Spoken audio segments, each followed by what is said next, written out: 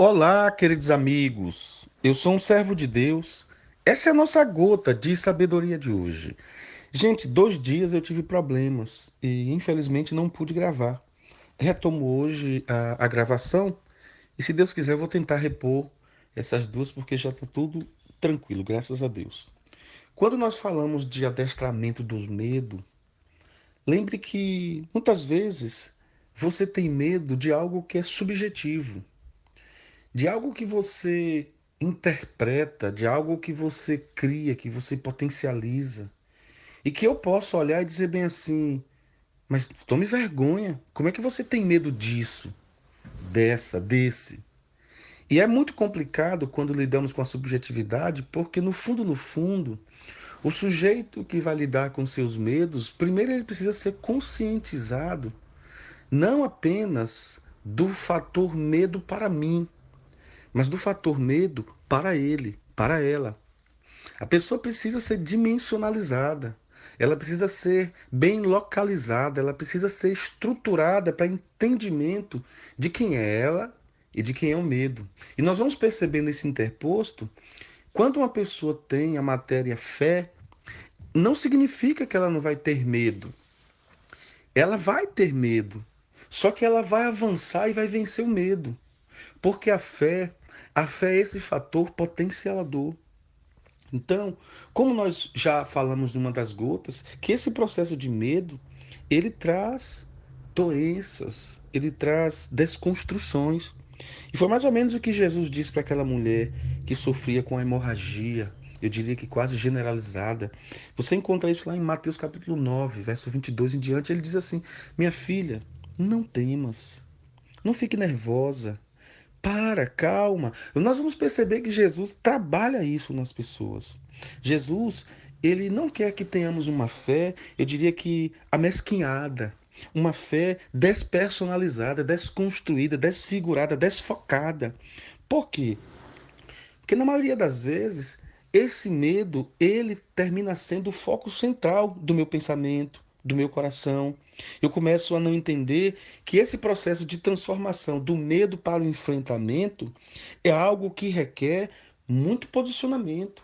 Porque, do contrário, nós vamos ter a sensação de que estamos carregando o maior problema nas costas, o maior obstáculo, e isso é perigoso.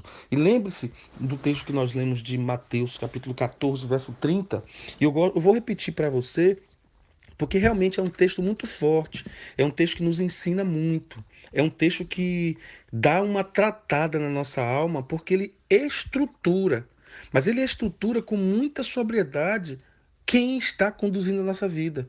A nossa mente é reestruturada a essa reflexão. Olha o que diz o versículo 30 de Mateus 14. Reparando, porém, na força do vento, teve medo e, começando a submergir, gritou: salva-me, Senhor. Observe que a ideia do texto é demonstrar quem é aquele que nos ajuda na hora do medo. A ideia do texto é demonstrar quem é Jesus. Jesus não é um fantasma. Jesus não é uma tempestade. E Pedro, a Bíblia diz que ele começou a reparar. Olha que coisa interessante, reparando na força do vento. E esse olhar que nós temos às vezes diante das circunstâncias, das situações, é que move alguns, diria assim, alguns princípios de fé em nosso coração.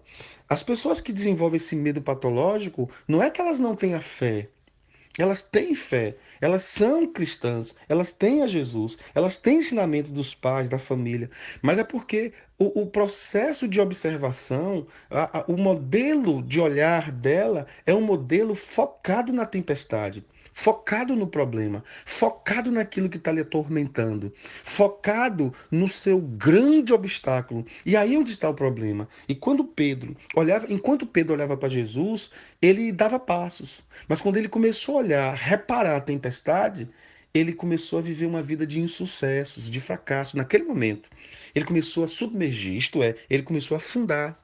Observe que o processo do quebrantamento, o processo da alienação ao medo, eu quero dizer essa palavra para você ter uma noção da força.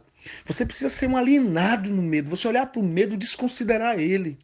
Olhar para Jesus e dizer: Senhor, é muito maior do que eu, é muito mais forte do que eu, mas eu confio no Senhor. Foque o seu olhar em Jesus.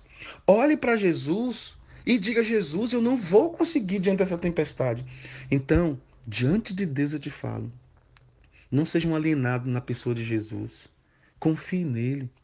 Eu quero que você derrame o seu coração diante do Senhor, para que toda a herança que está em você, isto é, herança inata, herança social, herança por escolha, por aprendizado que formou em você um ser humano que tem medos descontrolados, que não consegue avançar, que tem um limite que volta porque não vai dar certo, eu não vou conseguir, estou morrendo de medo, meu coração está acelerado, minha boca está seca. Eu quero glorificar Deus porque essa palavra pode mudar a sua vida. Ele reparou no medo, começou a fugir, a submergir, a cair, a afundar, a prostrar, mas ele teve a coragem, a força e a lembrança de dizer: Senhor, salva-me, ajuda-me.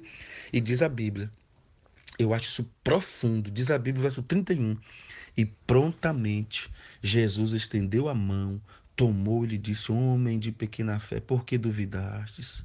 E aí eles subiram ambos para o barco e o vento cessou. Não esqueça, grite, clame, peça ajuda a Jesus. Entre num banheiro, tomando um banho, você estiver sozinho em casa, diga: Senhor, me ajuda. No seu carro, dirigindo, fala: Senhor, me ajuda. Cuidado, você tem que dirigir, não tire o cinto, não feche os olhos, tá bom? Seja da sua forma, caminhando, numa academia, grite para dentro, imploda, exploda, faça da sua forma, mas não perca a confiança, não perca a graça de olhar para Jesus, porque o medo não é maior do que o nosso Senhor. Pai, essa é a minha oração, é a nossa oração. Ajuda-nos, porque o medo não é maior que o nosso Jesus. E eu te agradeço, no nome dele, no nome de Jesus. Amém.